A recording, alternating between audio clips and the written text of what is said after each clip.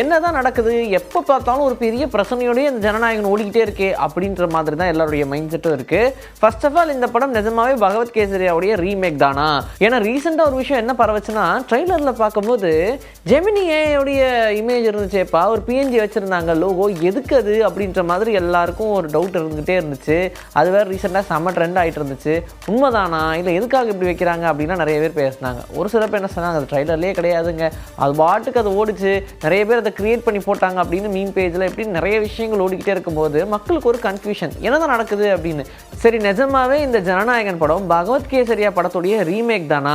அதை அந்த இயக்குனர் அனில் ரவிபுடிக்கிட்டே கேட்டு தெரிஞ்சுப்போம் அப்படின்னு சொல்லி அவர்கிட்ட கேட்டால் அவர் என்ன சொல்கிறாரு, இந்த படம் ஃபுல் அண்ட் ஃபுல் ரீமேக்கு அப்படின்ற மாதிரி சொல்ல முடியாதுங்க.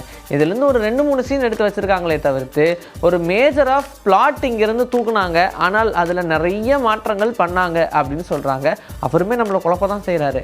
என்னென்னா இந்த எண்டில் வர அந்த ரோபாட்லாம் இருக்கு இல்லையா, அதெல்லாமே இவங்களா பண்ணது தான். அந்த ரோபாட் வில்லன் அப்படின்ற ஒரு விஷயமே பகவத் கேசரியா கிடையாது, அது ஃபுல் அண்ட் ஃபுல் இவங்களாவே கிரியேட் பண்ணது தான். இன்னொரு பக்கம் என்ன சொல்கிறாங்க, அது ஒரு ட்ரீமில் வர சீனை தூக்கி இங்கே வச்சாங்க, இப்படிலாம் நிறையா சொல்கிறாங்க. ஆனால் அப்புறம் ஏன் சென்சாரில் இவ்வளோ பெரிய தடைகள்லாம் வருது அப்படின்ற மாதிரியான யோசனையும் உள்ள ஓட தான் செய்யுது. சரி, அதெல்லாம் விடுங்க. இப்போ இந்த படம் ரிலீஸ் பண்ணுவாங்களா மாட்டாங்களா அப்படின்னு கேட்டால் இந்த பொங்கலுக்குமே ரிலீஸ் ஆகிறது கொஞ்சம் டவுட்டு தான்ப்பா அப்படின்ற மாதிரியான ஸ்டேஜில் தான் இருக்குது. அதனாலேயே சின்ன சின்ன படங்கள்லாம் இந்த படத்துக்கு பயந்து அப்படியே தள்ளி வச்சுருந்தாங்க இல்லையா, அவங்கெல்லாம் கொஞ்சம் முன் வந்து பொங்கலுக்கே ரிலீஸ் பண்ணுறோம் அப்படின்ற மாதிரி ஒரு முடிவை எடுத்துட்டாங்க. என்னப்பா இது சஞ்சய் தத்துக்கு இப்படி ஒரு நிலைமை அப்படின்னு தான் எல்லாரும் பேசிக்கிட்டு இருக்காங்க. ஏன்னா லியோ படம் ரிலீஸ் ஆகும்போது சஞ்சய் தத் என்னவா நடிச்சிருந்தாரு, அதில் தளபதி விஜயோடைய அப்பாவா நடிச்சிருந்தாரு. ஒரு கோரமான வில்லன்பா அப்படின்ற மாதிரி இருக்கும். அப்படி ஒரு வில்லனை யாருமே பார்த்துருக்க மாட்டாங்க. ஈவிரக்கமே இல்லாத ஒரு வில்லன் நமக்கு தெரிஞ்சது தான். ஆனால் நிறைய பேர் என்ன சொன்னாங்க, சஞ்சய் தத்து கொஞ்ச நேரம் தான் வந்துட்டு போகிறாரு, அவர் இன்னுமே யூட்டிலைஸ் பண்ணியிருக்கலாம், ஏன் இப்படிப்பட்ட ஒரு நடிகனை விட்டாங்க அப்படின்னு நிறைய பேர் கேட்டுட்டு இருந்தாங்க. ஈவன் சஞ்சய் தத்தே அவர் சொன்ன விஷயம், தெரியாதனமாக அந்த படத்தில் நான் கமிட் ஆகிட்டேன், எனது படத்தில் என்ன சொன்னாங்களோ அந்த மாதிரியெல்லாம் காட்டவே கிடையாது அப்படின்னு அவராகவே ஒரு ஓப்பன் ஸ்டேட்மெண்ட் கொடுத்தாரு அப்படின்லாம் சொல்லிக்கிட்டு இருந்தாங்க. இதனால் அந்த லியோ படம் அவருக்கு ஒரு பெரிய ஃபெயிலியர் தமிழில் அப்படின்னு தான் சொன்னார் அவர்.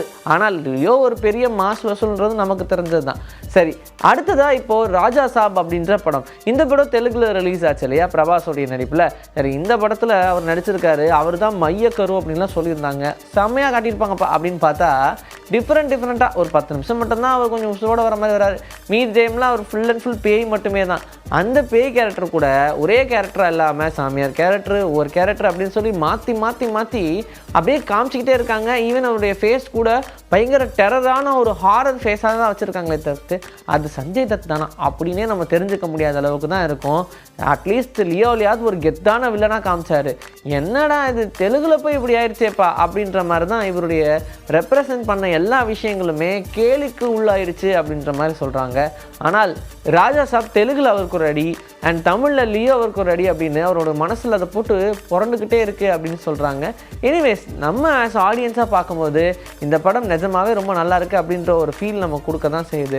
அவருடைய கதாபாத்திரமும் அதுக்கு மிக முக்கியமான ரீசன். என்ன, அவர்கிட்ட சொன்ன மாதிரி அவரை சரியாக பிரதிபலிக்க வைக்கலைன்னா அவர் கொஞ்சம் மனசு கஷ்டமாகறார் போல். பூரி ஜெகநாதனுடைய இயக்கத்தில் விஜய் சேதுபதியுடைய நடிப்பில் ஒரு படம் இப்போ உருவாக்கிட்டு இருக்கு, நமக்கு தெரிஞ்சது தான். தபு இந்த படத்தில் நடிக்கிறாங்க, இன்னும் முக்கியமான கேரக்டர்ஸ்லாம் நிறைய பேர் நடிக்கிறாங்கலாம் சொல்லியிருந்தாங்க. ஷர்மி இந்த படத்தை தயாரிக்கிறாங்க. அதனால் இந்த படத்துக்கு ஒரு பெரிய எதிர்பார்ப்பு இருக்குது.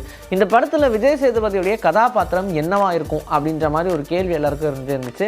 அதுக்கான பதில் இப்போ வந்துருச்சு. ஆல்ரெடி நமக்கு சொல்லிட்டு இருந்தது என்னென்னா, இதில் ஒரு பிச்சைக்காரனாக நடிச்சிருக்காருங்க அப்படின்னு சொன்னாங்க. அது உண்மைதானா இல்லையா அப்படின்னு கேட்டுட்டு இருந்தோம். இப்போ இந்த படத்துடைய இறுதிக்கட்ட படப்பிடிப்பில் இருக்கிற இந்த டைமில் அது உண்மைதான் அப்படின்ற மாதிரி செய்தி வெளியாயிருக்கு. விஜய் ஆண்டனிக்கு எப்படி ஒரு பிச்சைக்காரன் திரைப்படமோ அதே மாதிரி தான் இந்த திரைப்படமும் விஜய் சேதுபதிக்கு இருக்க போது ஒரு பிளாக் பஸ்டர் ஹிட்டா. குபேரா படத்தில் தனுஷும் அதே மாதிரி தான் நடிச்சிருந்தாங்க. அப்படி இந்த கதைக்கு தேவைப்படக்கூடிய ஒரு கதாபாத்திரம் வலுக்கட்டாயமாக அவர் இந்த கதாபாத்திரத்தில் நடிச்சே ஆகணும் அப்படின்ற மாதிரியான ஒரு சூழ்நிலை. அதனால தான் வேறு வழி இல்லாமல் இந்த கேரக்டர் ஒன்று பண்ணுறாங்க அப்படின்னு சொல்லியிருந்தாங்க. ஏன்னா அவர் கதை எழுதின விதமே அப்படி தான் இருந்துச்சான். ஈவன் விஜய் சேதுபதி இதுக்காக வெயிட் லாஸ் பண்ணாரா அப்படின்ற ஒரு கேள்வி இருக்கும். எஸ், கொஞ்சம் வெயிட் லாஸ் பண்ணார். ஆனால் முன்னே இருந்ததுக்கு கம்பேர் பண்ணும்போது வெயிட் லாஸ் பண்ணியிருக்காரு. பார்த்ததும் நம்ம வெயிட் லாஸ் பண்ணிட்டாரே அப்படின்னு சொல்கிற மாதிரிலாம் இருக்காது. எனிவேஸ், இந்த திரைப்படத்தில் அவரும் ஒரு பிச்சைக்காரனாக தான் நடிச்சிருக்காரு. ஆனால் அந்த கதை ஆழமான ஒரு கதை, அது படம் பார்க்கும்போது நிறைய பேருக்கு புரியும் அப்படின்ற மாதிரியும் விளக்கியிருக்காங்க. நிதிஷ் சத்யதேவோடைய இயக்கத்தில் தலைவர் தம்பி தலைமையில் அப்படின்ற படம். இந்த படம் ஜீவாவுடைய படம். இந்த படம் 23, 24 அந்த மாதிரியான டேட்டில் ரிலீஸ் பண்ணலாம் அப்படின்னு தான் பிளான் பண்ணியிருந்தாங்க. ஆனால் இப்போ திடீர்னு ரிலீஸ் டேட்டை மாற்றிட்டாங்க அப்படின்றது எல்லாருக்கும் ஒரு பெரிய ஷாக். ஈவன் அதை அவங்க ஒரு ப்ரெஸ் மீட்டாக வச்சு அனௌன்ஸும் பண்ணியிருந்தாங்க. எல்லாருமே தளபதியுடைய படம் ரிலீஸ் ஆகுது, ஜனநாயகன் படம், அதனால் இந்த டைமில் எந்த படத்தையும் ரிலீஸ் பண்ண வேண்டாம் அப்படின்ற மாதிரி தான் தள்ளி வச்சுருந்தாங்க. ஈவன் தோ இது மலையாள ஆடியன்ஸ்க்கு ரொம்ப பிடித்த மாதிரியான படமாக இருக்கும். ஏன்னா ஆல்ரெடி இந்த ஃபேமிலி அப்படின்ற திரைப்படம் இயக்கியிருந்தாங்க. அந்த படமும் மலையாளத்தில் ஒரு நல்ல ஹிட்டான திரைப்படம். இப்படி இருக்கும்போது இந்த திரைப்படம் ஃபுல் ஃபோக்கஸ்டாக மலையாள ஆடியன்ஸ்க்கு பிடிக்கும் அப்படின்னு நினச்சாலும் ஜீவாவுக்கு தமிழில் மார்க்கெட் இருக்கு இல்லையா? அப்போ அவருடைய படம் தமிழில் ரிலீஸ் ஆகும்போது கரெக்டான டேட்டாக இருக்கணும். அதனால் இந்த மாதத்தோடைய எண்டாக போடுவோம் அப்படின்ற மாதிரி தான் பிளான் பண்ணியிருந்தாங்க. சடனாக பொங்கலுக்கே நாங்கள் வரோம் அப்படின்னு சொல்லி இப்போ ப்ரமோஷன்ஸ் ஆரம்பிச்சிட்டாங்க. 14ஆம் தேதி இந்த தலைவர் தம்பி தலைமையில் அப்படின்ற திரைப்படம் ரிலீஸ் ஆகுது. எந்த விதமான மாற்றமும் இல்லாமல் சொன்ன டேட்டில் ரிலீஸ் பண்ணணும்னு சொன்னாங்க. ஆனால் அப்பயும் டேட்டெல்லாம் மாறிட்டே தான் இருந்துச்சு. இப்போ சொன்ன டேட்டுக்கு முன்னாடியே நாங்கள் வரோம் அப்படின்னு சொன்னதும் எல்லாருக்கும் ஒரு பெரிய சந்தோஷம்தான். அண்ட் இந்த படத்தில் நிறைய விஷயங்கள் நமக்காக காத்துக்கிட்டு இருக்கு. காமெடியாக இருக்கட்டும், இல்லை ஜீவாவை நம்ம எப்படி பழைய ஜீவாவை பார்க்கணும்னு நினச்சோமோ அந்த மாதிரி ஜீவாவை நாங்கள் உள்ளே வச்சுருக்கோம் அப்படின்னு சொல்லிட்டாங்க. பொங்கலுடைய போட்டியில் நிறைய சின்ன சின்ன படங்கள் வருது. அதில் ஒன்றா இந்த டிடிடி அப்படின்ற படமும் ரிலீஸ் ஆகுது. இன்னைக்கு நம்மளுடைய சினி பூத்தில் சினிமா பற்றின பல விஷயங்கள் பார்த்தாச்சு. இதே மாதிரி அடுத்த எபிசோடுக்கு ரெடியாக இருக்குங்க உங்களை நான் வந்து சந்திக்கிறேன். This is bye from Vijayashree. Take care.